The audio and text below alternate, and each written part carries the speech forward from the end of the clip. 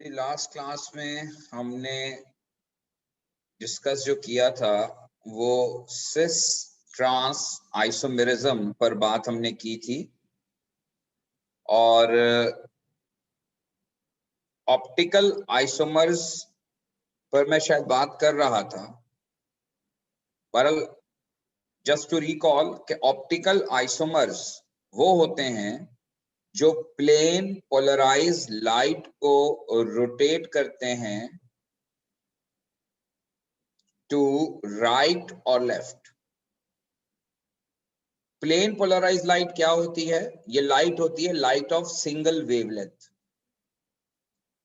जब आप ये लाइट पास करते हैं किसी भी ऑर्गेनिक कंपाउंड से, अगर उस ऑर्गेनिक कंपाउंड में कोई ऑप्टिकल एक्टिविटी, यानी ऑप्टिक्स कहते हैं लाइट को, यानी कि वो लाइट के साथ कुछ कर सकता है, वो ऑप्टिकल आइसोमर।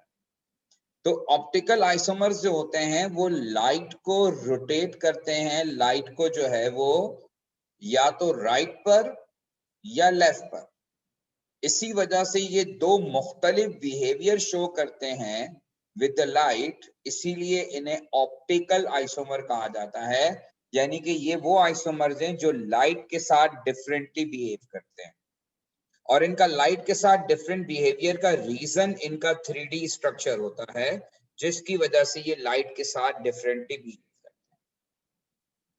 अब बुनियादी तौर पर ये दो तरह के आइसोमर्स होते हैं, यानी कि इनको ऑप्टिकल आइसोमर्स को दो नाम दिए जाते हैं। एक को डेक्स्ट्रो रोटेटरी यानी डी आइसोमर कहा जाता है, और एक को लेवो रोटेटरी यानी एल आइसोमर कहा जाता है। डेक्स्ट्रो और लेवो में फर्क यह है कि डेक्स्ट्रो रोटेटरी आइसोमर जो है वो प्लेन पोलराइज लाइट को जो है वो राइट साइड पे रोटेट करता है, जबकि लेवो रोटेटरी जो है वो उसको लेफ्ट साइड पे रोटेट करता है। एक इंस्ट्रूमेंट है जिसका नाम है पोलैरीमीटर। पोलैरीमीटर का एक पेपर भी पेपर 5 में आया हुआ है, क्वेश्चन नंबर 2, वो हम अटेम्प्ट करेंगे बाद में। लेकिन पोलैरीमीटर की कॉन्फ़िगरेशन या पोलैरीमीटर का यूज हमारे सिलेबस का पार्ट नहीं है। बस आपको ये पता होना चाहिए कि पोलैरीमीटर जो है जिसको इस बात को आइडेंटिफाई करने के लिए कि आपका जो आइसोमर है वो ऑप्टिकल है या नहीं है, और दूसरी बात ये है कि वो कितनी ऑप्टिकल एक्टिविटी शो करता है, यानी वो कितना ज्यादा लाइट को रोटेट करने की एबिलिटी रखता है। तो पोलैरीमीटर उस इंस्ट्रूमेंट का नाम है जो कि इस ऑप्टिकल एक्टिविटी को मेजर करता है।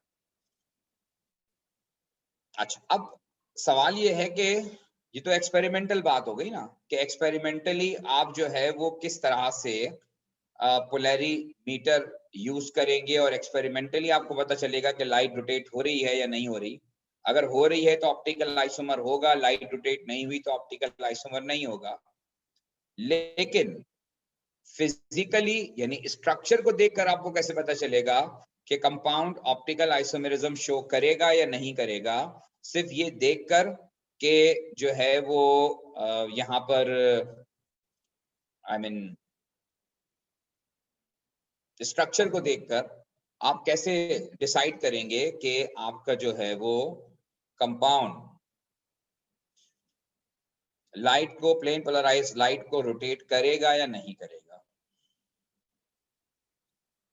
तो इस बात को चेक करने के लिए हमें कंपाउंड में कायरल कार्बन देखना,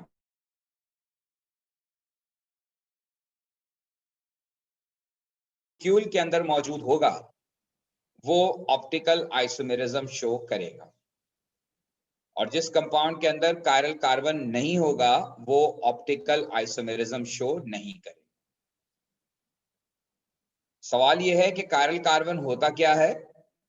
कायरल कार्बन हम कहते हैं a carbon surrounded by 4 non identical atoms और ग्रुप ऑफ एटम्स, यानी एक ऐसा कार्बन जिसकी चारों सराउंडिंग्स अलग अलग हों, चारों सराउंडिंग्स मुख्तलिफ हों, हम उसे कायरल कार्बन कहते हैं।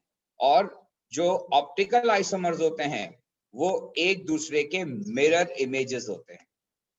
आप देखिए इस एग्जाम्पल को, इस एग्जाम्पल में ये कार्बन है और इस कार्बन की सराउंडिंग में ये चारों अलग अलग ग्रुप मौजूद हैं, OH, Cl, Br और H। आप सबको पता है कि ये कार्बन जो कि सराउंडेड बाय 4 है, ये टेट्राहेड्रल इन नेचर होगा, और यही मैंने टेट्राहेड्रल शेप बनाया है। टेट्राहेड्रल शेप में हमेशा 2 लाइन होती हैं, इसके अलावा एक ब्रॉड लाइन और एक डॉटेड लाइन होती है। ब्रॉड लाइन बताती है कि ये आउटसाइड द प्लेन है, डॉटेड लाइन बताती है कि ये बिहाइंड द प्लेन है।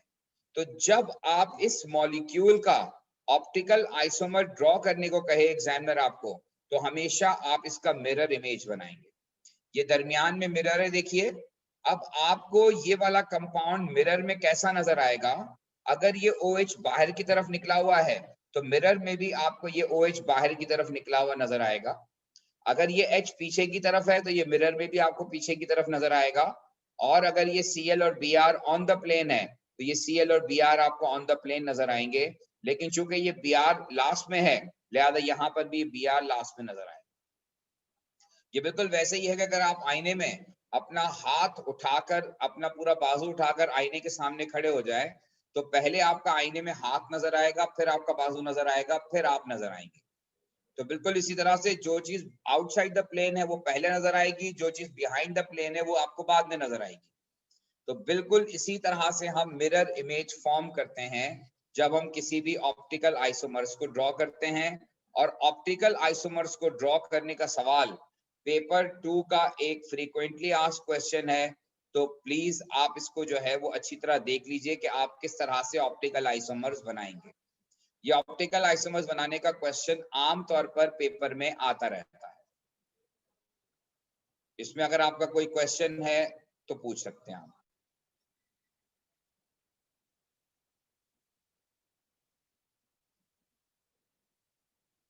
अच्छा जी, मेरा ख्याल है कि ये वाली बात मैं आपसे ऑलरेडी कर चुका हूं कि CH2 वाला कार्बन, CH3 वाला कार्बन जो है ये कायरल नहीं होते। डबल बॉन्डेड कार्बन कभी कायरल नहीं होता, और बेंजीन के जो कार्बन होते हैं वो कभी कायरल नहीं होते। तो ये आप जब किसी भी ऑर्गेनिक मॉलिक्यूल को चेक करेंगे कि उसमें कायरल कार्बन है या नहीं है, तो उसके लिए ये शॉर्टकट्स हैं कि आप इन बातों पर गौर करें कि जो कायरल कार्बन हो सकता है वो या तो C हो सकता है या CH हो सकता है। CH3, CH2, double bonded carbon, benzene containing carbon, यानी जो बेंजीन के कार्बन होते हैं वो कभी भी कायरल नहीं होते। अब आप देखिए यहाँ पर इस कार्बन के साथ एक तरफ Cl है, एक तरफ CH3 है, एक तरफ H है और एक तरफ CH2CH3 है। अब आमतौर पर स्टूडेंट इस बात पे कंफ्यूज होते हैं कि जनाब यहाँ पर भी कार्बन है, यहाँ पर भी कार्बन है, तो फिर तो ये कायरल नहीं हुआ। नहीं, आपको सिर्फ नेक्स्ट कार्बन नहीं देखना, बल्कि आपको इंटायर ग्रुप देखना है। जैसे इस कार्बन को सराउंड CH3 कर रहा है और इधर सराउंड CH2CH3 कर रहा है। एक तरफ एक कार्बन की सराउंडिंग है, एक तरफ 2 कार्बन की सराउंडिंग है, तो इसके राइट और इसके लेफ्ट की जो सराउंडिंग है वो आइडेंटिकल नहीं है, नॉन आइडेंटिकल है।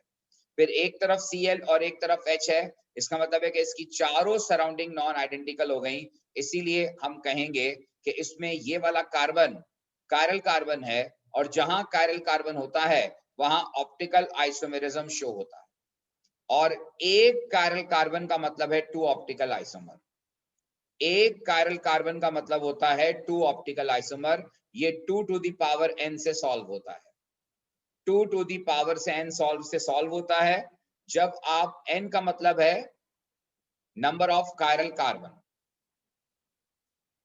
ये मैंने बात यहां लिखी भी है कि नंबर ऑफ ऑप्टिकल आइसोमर्स कैलकुलेट करने के लिए आप 2 टू दी पावर n का फॉर्मूला इस्तेमाल करते हैं, where n represents number of chiral carbon.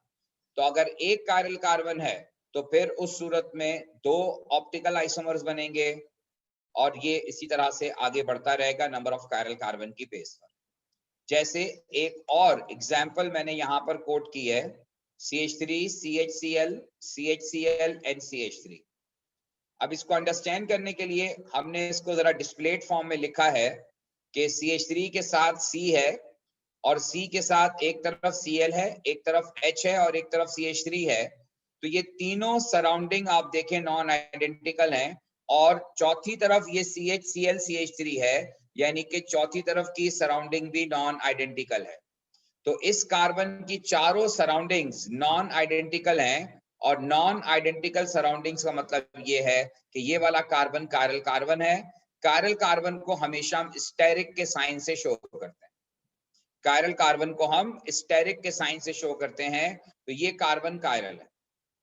इसी तरह से अगर आप इस कार्बन को देखें तो ये कार्बन भी कायरल है, और उसकी वजह ये है कि ये कार्बन भी आप देखें, एक तरफ Cl, एक तरफ CH3, एक तरफ H, और एक तरफ ये वाला पूरा ग्रुप है। ये वाला पूरा ग्रुप एक तरफ मौजूद है। तो इसका मतलब है इस कार्बन की भी चारों सराउंडिंग्स नॉन आइडेंटिकल हैं। ये भी जो है वो of course 2 chiral carbon contain कर रहा है, and it will make 4 optical isomers. Now there is another example. अब आप इस एग्जाम्पल में देखिए कि अगर हम कंसीडर करें CH3 वाला कार्बन, तो वो तो कायरल नहीं हो सकता। इसका मतलब यह है कि अब इसमें जो पॉसिबल कायरल कार्बन है वो 3 है। दरमियान वाले जो तीनों कार्बन है वो CH हैं, और CH वाला कार्बन कायरल हो सकता है। अब वो कायरल है या नहीं है, ये उस वक्त आपको अंदाजा होगा जब आप इसकी सराउंडिंग्स चेक करेंगे। अब आप देखिए इस कार्बन को, इस कार्बन के एक तरफ Cl है, एक तरफ CH3 है, एक तरफ H है, और एक तरफ ये पूरा ग्रुप है। यानी इस कार्बन की चारों सराउंडिंग्स आइडेंटिकल नहीं है, चारों सराउंडिंग्स नॉन आइडेंटिकल है। इसी तरह से इस कार्बन को अगर आप देखें तो इस कार्बन की भी चारों सराउंडिंग्स नॉन आइडेंटिकल हैं। लेकिन अगर आप सेंटर वाले कार्बन को देखें तो सेंटर वाले कार्बन की राइट साइड आप देखें और इसकी लेफ्ट साइड देखें, तो सेंटर वाले कार्बन की राइट और लेफ्ट आइडेंटिकल साइड्स हैं। राइट साइड पर जो ग्रुप है CHCl CH3, बिल्कुल वैसा ही ग्रुप लेफ्ट साइड पर भी है। इसका मतलब ये हुआ कि इस कार्बन के पास चारों सराउंडिंग आइडेंटिकल, 2 सराउंडिंग आइडेंटिकल हैं। इसका मतलब ये हुआ कि ये कार्बन कायरल कार्बन नहीं है। तो इस मॉलिक्यूल में आपके पास 2 कायरल कार्बन हैं, और 2 कायरल कार्बन का मतलब ये है कि यहाँ पर 4 ऑप्टिकल आइसोमर्स फॉर्म। अगर आपको कोई क्वेश्चन करना है तो आप पूछ सकते हैं।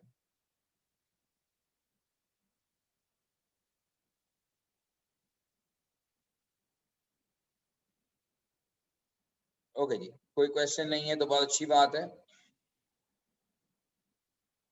अच्छा जी, अब आ जाइए आप, ये जो स्ट्रक्चर है ये मैंने एक स्केलेटल फॉर्म में लिखा है इसको,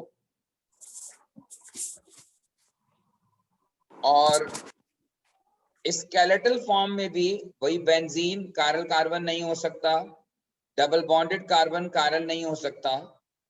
अब कायरल कार्बन की जो पॉसिबिलिटीज हैं वो हैं कि जहां पर ट्राइगोन बना हुआ हो वो कायरल हो सकता है, क्योंकि ट्राइगोन का मतलब ये है कि यहाँ पर एक हाइड्रोजन है, तो अब यहाँ पे 4 सराउंडिंग नॉन आइडेंटिकल हो सकती हैं।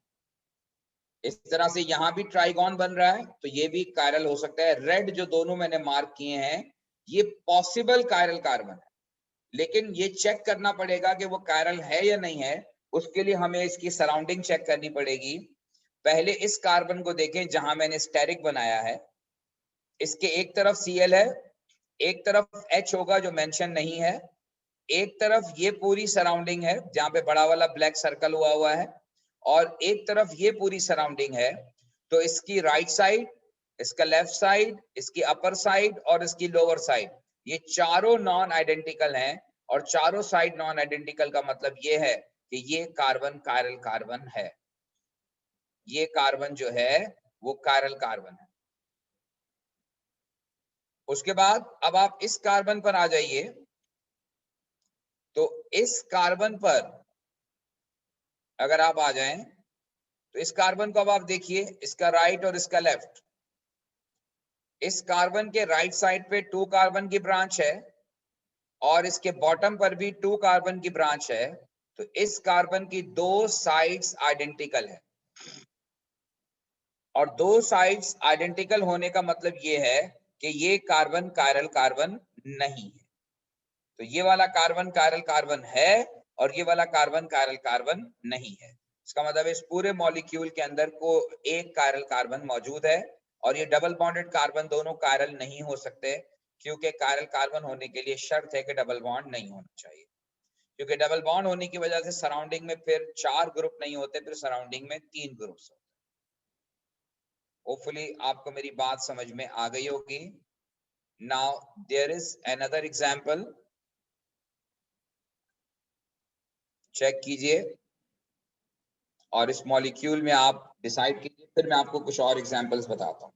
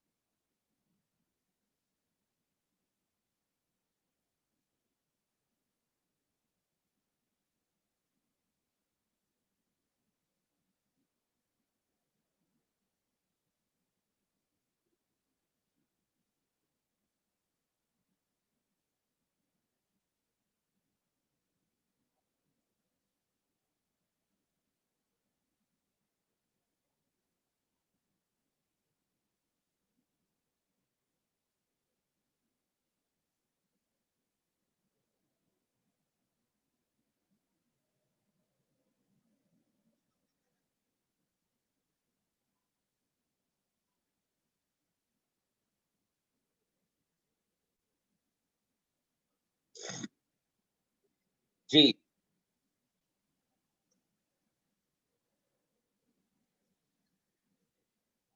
अच्छा जी, अब देखिए ये भी एक स्केलेटल फॉर्म है और जैसे मैंने कहा कि हमेशा स्केलेटल फॉर्म जब आपको गिवन हो तो वहां पर कायरल कार्बन जो होता है वो उन पोजीशंस पे होता है जहां ट्राइगोन बनता है, पॉसिबल कायरल कार्बन। तो यहाँ पॉसिबल कायरल कार्बन की ये 1, 2 और 3 पोजीशंस हैं जहां ट्राइगोन बन रहा है। ट्राइगोन यहाँ भी बन रहा है, लेकिन यहाँ पर डबल बॉन्ड होने की वजह से इसको हम कंसीडर नहीं करेंगे। बाकी ये 2 पॉसिबल ट्राइगोन है और एक ट्राइगोन इधर है, तो टोटल 3 पॉसिबल ट्राइगोन बन रहे हैं। अब ये कंफर्म करना है कि ये कायरल कार्बन है या नहीं।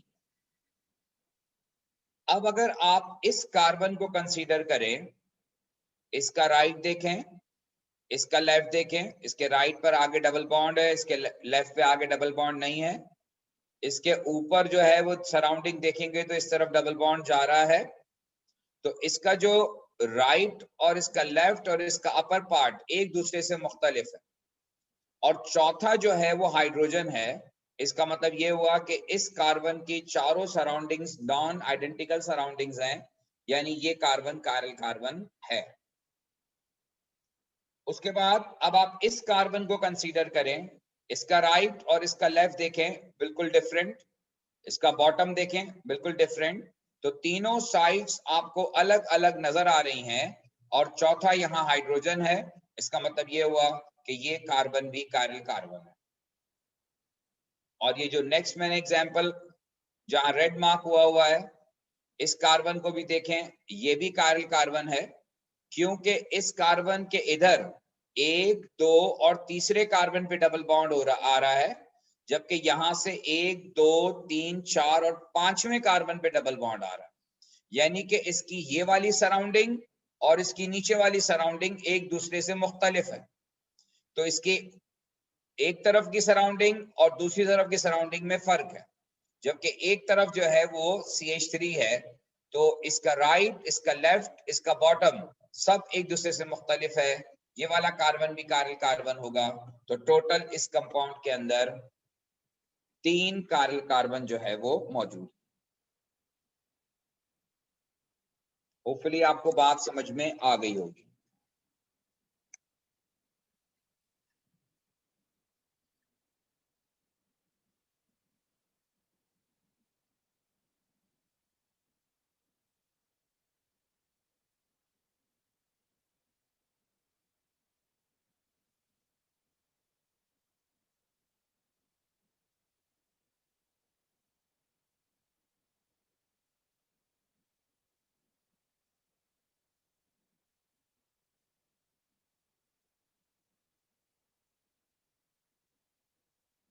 ओके जी।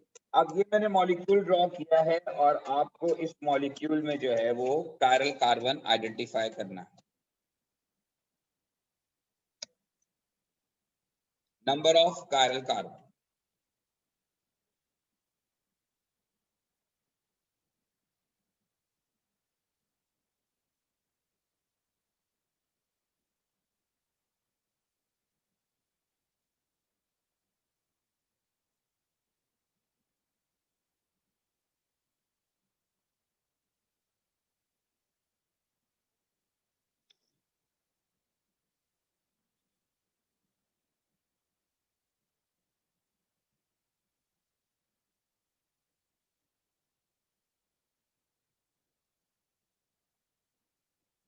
अच्छा जी। समी कह रहे हैं कि 3 कायरल कार्बन है।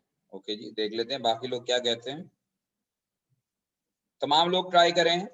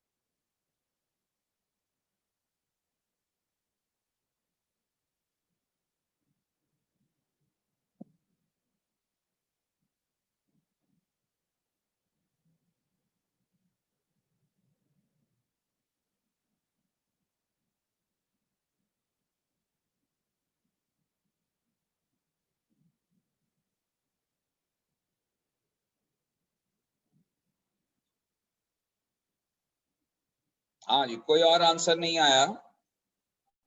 तो अब यहाँ पर जो पॉसिबल कायरल कार्बन हो सकते हैं, मैंने कहा कि जहां जहां ट्राइगोन बन रहा है। अच्छा जी, हसन अली खान ने 8 और 7। जहां जहां ट्राइगोन बन रहा है वो पॉसिबल कायरल कार्बन है। तो पॉसिबल कायरल कार्बन जो यहाँ नजर आ रहे हैं वो 4 पोजीशंस हैं जहां पर पॉसिबल कायरल कार्बन नजर आ रहे हैं। अबू बकर वामिक कह रहे हैं कि 4 हैं। अच्छा, ये 4 पॉसिबल पोजीशंस हैं जहां कायरल कार्बन हो सकता है, क्योंकि मैंने आपसे कहा था कि जहां ट्राइगोन होगा वहां कायरल कार्बन हो सकता है, या जहां टेट्रागोन बन रहा है वहां कायरल कार्बन हो सकता है। तो अब यहाँ पर ये वाले कार्बन को कंसीडर करते हैं जिसपे OH है। अब आप अगर देखें, एक तरफ OH है, एक तरफ H होगा। अब इसका अपर पार्ट और इसका लोअर पार्ट देखें, आपको नजर आ रहा होगा कि अपर पार्ट और लोअर पार्ट में डिफरेंस है। अपर पार्ट डिफरेंट नजर आ रहा है, लोअर पार्ट डिफरेंट नजर आ रहा है। लोअर एनवायरनमेंट डिफरेंट है, अपर एनवायरनमेंट डिफरेंट है। एनवायरनमेंट डिफरेंट होने का मतलब ये है कि ये वाला कार्बन कायरल है। ये कार्बन कायरल कार्बन है। इसी तरह से अब आप इस कार्बन को कंसीडर करें तो इसके तरफ, एक तरफ OH वाली साइड है, एक तरफ डबल बॉन्ड वाली साइड है, एक तरफ 2 कार्बन की साइड है और एक तरफ हाइड्रोजन है। इसका मतलब ये हुआ कि ये वाला कार्बन भी कायरल कार्बन है। उसके बाद अब आप इस कार्बन को कंसीडर अगर करें तो इस कार्बन के एक तरफ OH वाला पार्ट है, एक तरफ CH3 वाला पार्ट है, एक तरफ डबल बॉन्ड वाला पार्ट है। तो अल्टीमेटली ये वाला कार्बन भी कायरल कार्बन है। और फाइनली अगर आप इस कार्बन को कंसीडर करें तो इसके राइट पर आप देखें डबल बॉन्ड एक कार्बन को छोड़ के आ रहा है और इसके लेफ्ट पे डबल बॉन्ड 2 कार्बन को छोड़ के आ रहा है। इसका मतलब है कि इसका राइट एनवायरनमेंट और लेफ्ट एनवायरनमेंट आइडेंटिकल नहीं है, और एक तरफ CH3 है और एक तरफ हाइड्रोजन है। तो ये वाला कार्बन भी कायरल कार्बन हो। तो यहाँ पर टोटल 4 कायरल कार्बन मौजूद, यहाँ पर 4 कायरल कार्बन मौजूद।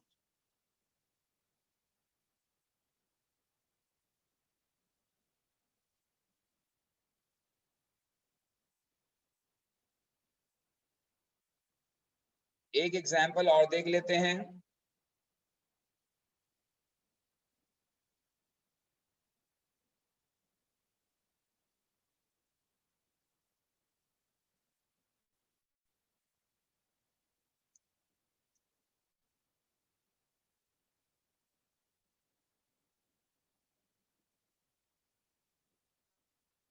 अब इस कंपाउंड में आप काइरल कार्बन आइडेंटिफाई करें। ये है कंपाउंड।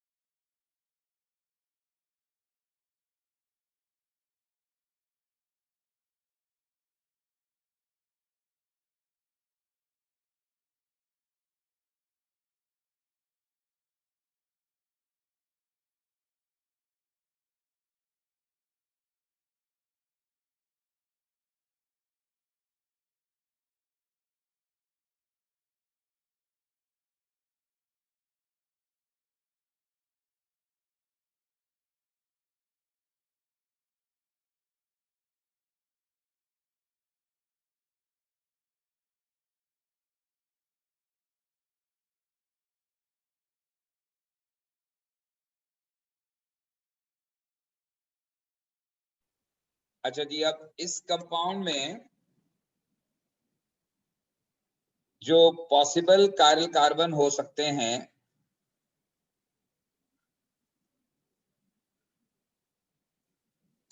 जैसे मैंने कहा कि जहां जहां ट्राइगोन बनते हैं वहां आप जो है वो पॉसिबल काइरल कार्बन देख सकते हैं। अच्छा जी, ये मोहम्मद समी कह रहे हैं 5 5 कैसे हो गए भाई? इसमें जो ट्राइगोन बन रहे हैं वो 4 ही बन रहे हैं। अगर आप पहले वाले कार्बन को कंसीडर करें तो इसके एक तरफ OH वाली साइड है, एक तरफ CH3 है और एक तरफ ये पूरा इंटायर ग्रुप है। तो इसका मतलब है कि इसकी तीनों सराउंडिंग्स अलग अलग हैं और एक हाइड्रोजन है। ये कार्बन डेफिनेटली काइरल कार्बन है। अब आप इस कार्बन को देखिए अगर, तो इसके एक तरफ CH3 है और इसका राइट और इसके लेफ्ट का एनवायरनमेंट एक दूसरे से मुख्तलिफ है। सो अगेन एक तरफ H है तो ये वाला कार्बन भी कायरल होगा। नेक्स्ट आप इस कार्बन को अगर देखें तो इसका राइट, इसका लेफ्ट और इसका बॉटम तीनों एक दूसरे से मुख्तलिफ है। तो अगेन ये कार्बन भी कायरल है।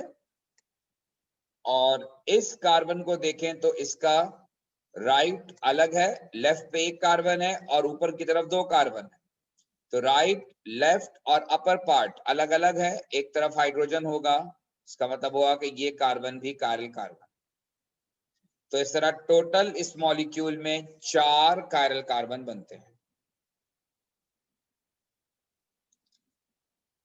तो ये है जनाब कायरल कार्बन आइडेंटिफाई करने का तरीका। और जिन कंपाउंड के अंदर कायरल कार्बन होता है वो ऑप्टिकल एक्टिविटी शो करते हैं। पोलैरीमीटर में जब उनको रखा जाता है तो पोलैरीमीटर में वो इनकमिंग जो लाइट होती है, जो मोनोक्रोमेटिक लाइट या प्लेन पोलराइज लाइट होती है, वो उस लाइट को डिफ्लेक्ट करते हैं, यानी कि उसको रोटेट करते हैं और this is all about chiral carbon and possible optical isomerism.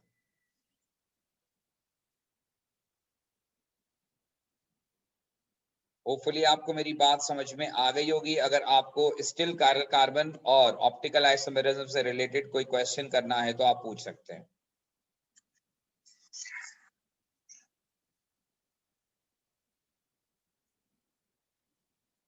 अच्छा जी, अब मैंने यहाँ पर AS का एक रिएक्शन जो अगेन A2 में बहुत फ्रीक्वेंटली आस्क्ड क्वेश्चन है, ये अल्कीन का एक रिएक्शन मैंने यहाँ पिक किया है और ये वो रिएक्शन है जो आपने अपने AS के सिलेबस में पढ़ा होगा, और अगर नहीं पढ़ा तो आपको इस पे बहुत ज्यादा फोकस और कंसंट्रेट करना है, क्योंकि ये पास पेपर में पेपर 4 के अंदर इससे रिलेटेड क्वेश्चंस बहुत सारे हैं जो आए हुए हैं। और अगर आपको इस रिएक्शन की नो हाउ नहीं है, आपको इस रिएक्शन की लॉजिक क्लियर नहीं है, तो आपके लिए काफी मुश्किल होगा उस क्वेश्चन को अटेम्प्ट करना। और बल्कि एक दो नहीं बल्कि बहुत सारे क्वेश्चंस हैं जहां पर ये कॉन्सेप्ट यूज हुआ होगा। देखिए, आपने पढ़ा है कि हाइड्रोकार्बन्स जो आपके सिलेबस में एक अल्केन और एक अल्कीन है, alkane are saturated hydrocarbons while alkene are unsaturated hydrocarbons.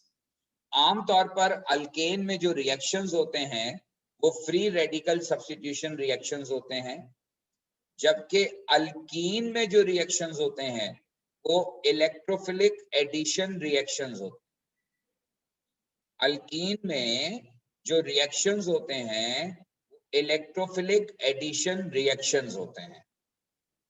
लेकिन ये जो मैं आपके सामने इस वक्त रिएक्शन शो कर रहा हूं, ये रिएक्शन कहलाता है oxidation of alkene.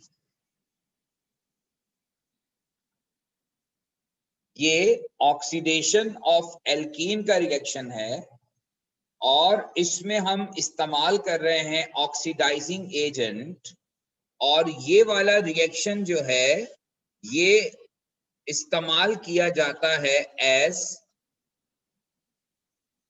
Unsaturation test. आपने एएस में एक अनसैचुरेशन टेस्ट पढ़ा था ब्रोमीन वाटर के साथ, कि अगर रूम टेम्परेचर पर ब्रोमीन वाटर डीकलराइज हो जाए ऑर्गेनिक कंपाउंड में डालने पर, तो ये कंफर्म करता है presence of carbon carbon double bond, यानी अनसैचुरेशन इन अ मॉलिक्यूल। बिल्कुल इसी तरह से KMnO4 को भी आप इस्तेमाल कर सकते हैं इस ऑक्सीडेशन रिएक्शन से as a test for unsaturation in a molecule। अगर रूम टेम्परेचर पर आपने एसिडिफाइड KMnO4 डाला, एसिडिफाइड का मतलब होता है कि सल्फ्यूरिक एसिड मिक्स करके एसिडिक कंडीशन में, तो अगर एसिडिक कंडीशन में आपने KMnO4 डाला कोल्ड एंड डाइल्यूट कंडीशन में, कोल्ड एंड डाइल्यूट का मतलब रूम टेम्परेचर, तो रूम टेम्परेचर पर अगर आप KMnO4 डालते हैं और KMnO4 डीकलराइज हो जाता है, यानी अगर आपने ऑर्गेनिक कंपाउंड लिया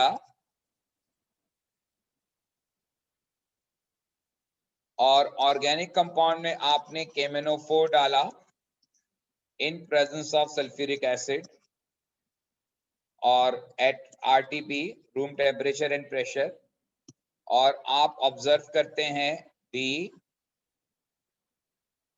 कलराइजेशन,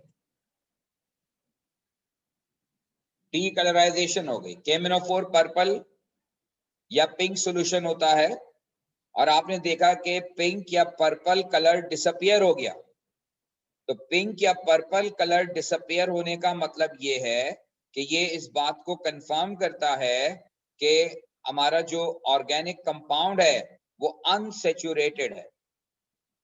ये बिल्कुल वैसा ही टेस्ट है जैसा टेस्ट आपने ब्रोमीन वाटर के साथ पढ़ा था। तो याद रखिएगा कि ब्रोमीन वाटर को भी हम एज अनसैचुरेशन टेस्ट इस्तेमाल करते हैं और एसिडिफाइड KMnO4 को भी हम एज अनसैचुरेशन टेस्ट इस्तेमाल करते हैं। ये दोनों के दोनों आप एज अनसैचुरेशन टेस्ट इस्तेमाल कर सकते हैं। और ऑक्सीडेशन ऑफ एल्कीन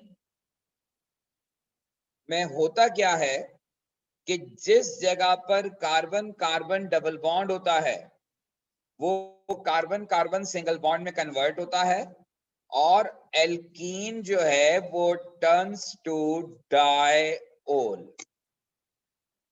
जिस जगह पर कार्बन कार्बन डबल बॉन्ड होता है वहां डबल बॉन्ड सिंगल बॉन्ड में कन्वर्ट होता है और दोनों कार्बन पर एक एक OH ऐड हो जाता है और प्रोडक्ट जो बनता है वो डायओल बनता है। और KMnO4 के रिएक्ट करने के बाद Mn2 पॉजिटिव आयन बनता है जिसकी वजह से सॉल्यूशन कलरलेस हो जाता है। बेसिक आइडिया ये है कि एल्कीन KMnO4 के साथ ऑक्सीडाइज होता है और ऑक्सीडाइज होकर ये डायओल फॉर्म करता है। और इसमें डायओल में भी खास बात याद रखिएगा कि जो एडजेसेंट कार्बन है, जिन दो कार्बन पे डबल बॉन्ड होता है उन दोनों कार्बन पर एक एक OH ग्रुप ऐड होता है। सिर्फ डबल बॉन्डेड कार्बन पर एक एक OH ग्रुप ऐड होता है। तो जब आप एल्कीन में KMnO4 डालते हैं कोल्ड एंड डाइल्यूट कंडीशन में, तो एल्कीन KMnO4 के साथ रिएक्ट करता है कोल्ड एंड डाइल्यूट कंडीशन में या रूम टेम्परेचर पर, और इसका रिजल्ट जो है वो ये आता है कि एल्कीन जो है इट टर्न्स टू डायओल।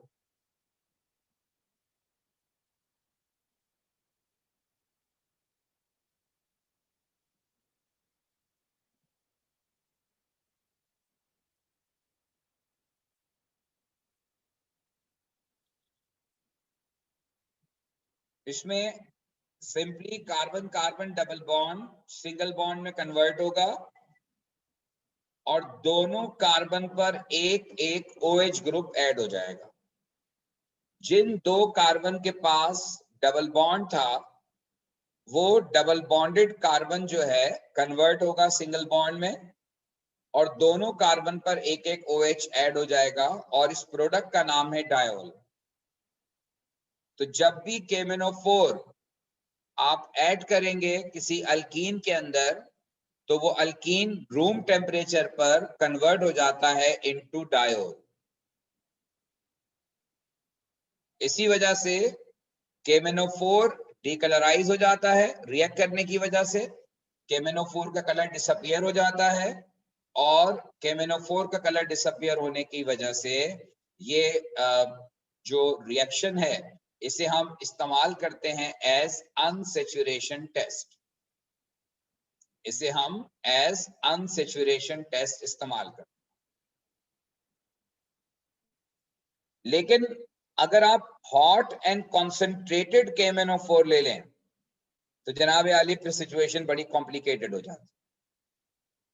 अगर KMnO4 हॉट एंड कॉन्सेंट्रेटेड हो जाए तो फिर प्रोडक्ट फिक्स नहीं है। डाइल्यूट के साथ तो प्रोडक्ट फिक्स्ड है। ये हमेशा जब आप KMnO4 डालेंगे acidified KMnO4 cold and dilute condition में तो प्रोडक्ट विल बी डायओल। लेकिन जब आप हॉट एंड कॉन्सेंट्रेटेड KMnO4 इस्तेमाल करते हैं तो हॉट एंड कॉन्सेंट्रेटेड KMnO4 के साथ कंडीशन या कहानी तब्दील हो जाती है। उसमें फिर आपको ये देखना पड़ता है कि आप कौन सा कंपाउंड यूज कर रहे हैं, उस एल्कीन की कंडीशन क्या है। मिसाल के तौर पर अगर एक ऐसा एल्कीन है जिसमें CH2 डबल बॉन्ड मौजूद है तो हॉट एंड कॉन्सेंट्रेटेड KMnO4 के साथ CH2 double bond will turn to carbon dioxide and water. या आप इसकी जगह H2CO3 कार्बोनिक एसिड भी लिख सकते हैं। अगर आपके ऑर्गेनिक कंपाउंड में CH2 डबल बॉन्ड मौजूद है तो वो CH2 डबल बॉन्ड ऑक्सीडाइज होकर कार्बन डाइऑक्साइड और वाटर में कन्वर्ट होता है और H2CO3 आप इसकी जगह लिख सकते हैं। इसी तरह से जब आपके ऑर्गेनिक कंपाउंड के अंदर अगर RCH डबल बॉन्ड कंडीशन है, अब ये RCH डबल बॉन्ड कंडीशन का मतलब ये है कि CH डबल बॉन्ड है और उसके साथ कोई कार्बन की चेन है, तो उस सूरत में वो कार्बन की चेन तो एज इट इज रहेगी लेकिन जिस जगह पर CH डबल बॉन्ड है it will convert into carboxylic acid. इसीलिए मैं कह रहा हूं कि यहाँ पर हॉट एंड कॉन्सेंट्रेटेड KMnO4 के साथ प्रोडक्ट्स फिक्स नहीं है, बल्कि प्रोडक्ट्स में वेरिएशन आएगा और वो डिपेंड करेगा कि आपका स्ट्रक्चर कैसा है। तीसरी पॉसिबिलिटी ये है कि कार्बन डबल बॉन्ड हो और उसके दोनों तरफ आर ग्रुप लगा हुआ हो, यानी कि दोनों तरफ कार्बन चेन हो। अब ये कार्बन चेन सेम भी हो सकती है या अलग अलग भी हो सकती है, लेकिन बहरहाल जो भी कार्बन चेन है वो आपने एज इट इज कॉपी करनी है, R1 R2। लेकिन जिस जगह पर C डबल बॉन्ड है that will convert into C double bond O, यानी ये कीटोन में कन्वर्ट हो जाए। तो आप देखिए कि वैरायटी ऑफ प्रोडक्ट बनते हैं इस रिएक्शन में, और इस रिएक्शन में प्रोडक्ट को आइडेंटिफाई करने के लिए जरूरी है कि आप जो है वो इसको सही तरह से जज करें। ये वो बेसिक्स हैं जो आपको अगर पता नहीं होंगी उस वक्त तक आप इनको अप्लाई नहीं कर सकते, उस वक्त तक आप सही प्रोडक्ट प्रिडिक्ट नहीं कर सकते।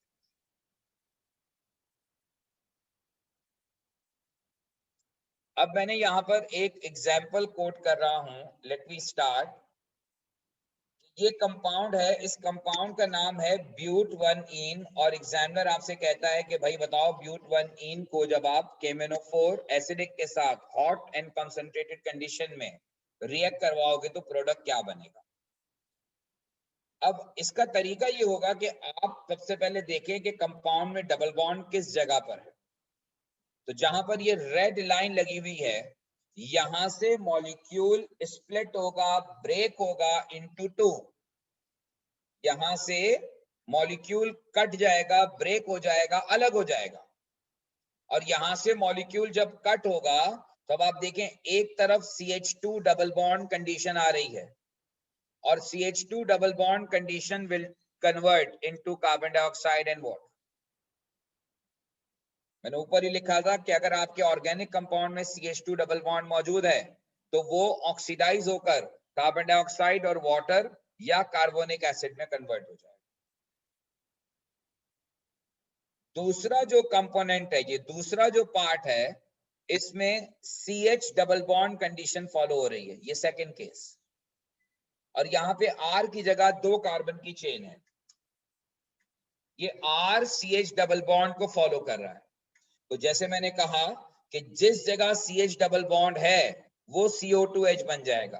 तो CH double bond will convert into CO2H, जबकि बाकी 2 कार्बन की चेन एज इट इज आ गई। जिस जगह पर CH डबल बॉन्ड है it will convert into CO2H, और बाकी 2 कार्बन की चेन एज इट इज आ गई। तो ये हमारे 3 प्रोडक्ट्स हैं जो इस रिएक्शन में फॉर्म।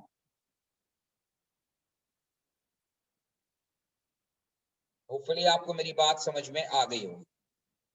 ये 3 केसेस जो मैंने शुरू में बताए हैं वो आपके जहन में अगर क्लियर होंगे, याद होंगे, तो फिर आप इसको अप्लाई करके प्रोडक्ट्स फाइंड आउट कर सकते हैं। प्रोडक्ट्स की आइडेंटिफिकेशन के लिए इन 3 बातों का याद रखना जरूरी है कि CH2 double bond will produce carbon dioxide water, CH double bond will convert into carboxylic acid, जबकि C double bond will convert into ketone, C double bond O। अब देखिए ये नेक्स्ट एग्जांपल है, कोशिश कीजिए कि आप इसकी प्रोडक्ट खुद लिखें। Try to write down the structure of product form.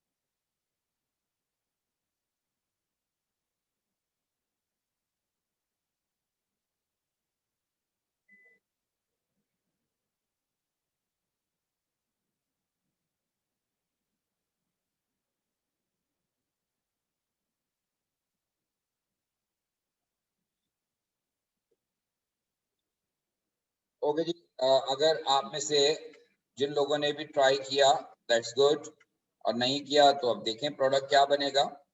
यहाँ पर ये कार्बन कार्बन डबल बॉन्ड है, यहाँ से मॉलिक्यूल स्प्लिट होगा इनटू टू, और जब मॉलिक्यूल यहाँ से स्प्लिट होगा इनटू टू तो ये सी डबल बॉन्ड कंडीशन को फॉलो कर रहा है। तो जहां सी डबल बॉन्ड होगा उसकी जगह सी डबल बॉन्ड ओ आ जाएगा और बाकी carbon chain as it is copy होगी। CH3 taking twice as it is copy हुआ, और जहां सी डबल बॉन्ड था उसको हमने कन्वर्ट कर दिया सी डबल बॉन्ड ओ में। अब आप दूसरी तरफ आ जाइए, तो दूसरी तरफ जो है वो CH डबल बॉन्ड है, और हमने कहा था कि जहां CH डबल बॉन्ड होगा that will convert into CO2H carboxylic acid. तो ये मैंने CH डबल बॉन्ड की जगह CO2H लिख दिया है, और फिर CO2H के साथ CH2 एंड देन CH, और CH के साथ CH3 टेकिंग ट्वाइस। ये मैंने सीधा करके लिख दिया है, CH3 taking twice CH, then CH2 and then CO2H। ये कार्बोक्सिलिक एसिड फॉर्म। ये आप देख सकते हैं कि ये इस कंपाउंड की स्प्लिटिंग का रिजल्ट है, और इसमें आपको दो प्रोडक्ट मिले हैं, एक कीटोन जो कि सी डबल बॉन्ड की वजह से बना है, और एक कार्बोक्सिलिक एसिड जो कि CH डबल बॉन्ड की वजह से बना है। अच्छा, अब देखिए एक और एग्जांपल है यहाँ पर, और इसमें दो जगहों पे डबल बॉन्ड मौजूद। अब अगर मॉलिक्यूल के अंदर दो जगहों पे डबल बॉन्ड है और आप उसे KMnO4 के साथ हीट कर रहे हैं, तो अल्टीमेटली जितने डबल बॉन्ड्स हैं वहां से मॉलिक्यूल ब्रेक होगा, वहां से मॉलिक्यूल कट डाउन होगा। जितने भी डबल बॉन्ड हैं वहां से मॉलिक्यूल कट डाउन होगा। तो अब यहां अगर आप ऑब्जर्व करें तो CH3 CH double bond condition है, तो CH3 CH double bond condition की वजह से CH3 CO2H बनेगा। जिस जगह CH डबल बॉन्ड है वो कन्वर्ट हो जाएगा CO2H में। उसके बाद इधर देखिए तो ये CH2 है, CH2 डबल बॉन्ड, तो CH2 डबल बॉन्ड की जगह प्रोडक्ट बनेगा कार्बन डाइऑक्साइड एंड वाटर। बाकी रह गया अब ये सेंट्रल पार्ट। इस सेंट्रल पार्ट के एक CH डबल बॉन्ड है, दूसरी तरफ भी CH डबल बॉन्ड है, और दरमियान में CH2 है। तो दरमियान वाला CH2 हमने एज इट इज कॉपी किया, और CH डबल बॉन्ड CO2H में कन्वर्ट हो गया, और दूसरा CH डबल बॉन्ड ये भी CO2H में कन्वर्ट हो गया। ये हमारा प्रोडक्ट बन गया डाइओइक एसिड। ये प्रोडक्ट हमारा बन गया डाइओइक एसिड।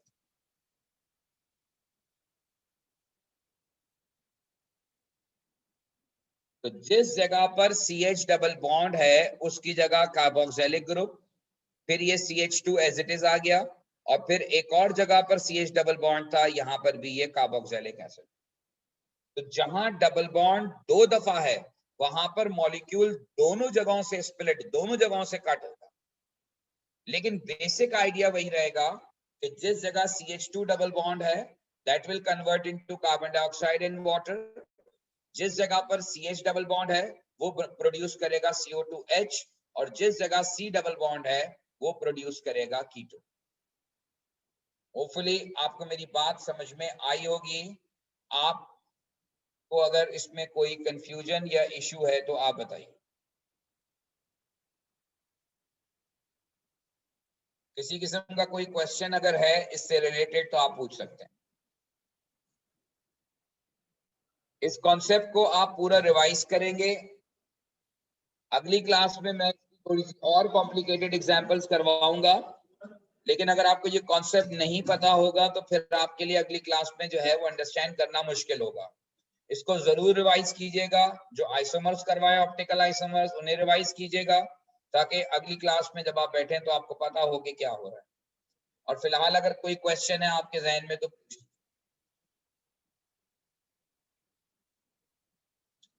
ठीक है जी, तो फिर इंशाल्लाह अगली क्लास में बात करें।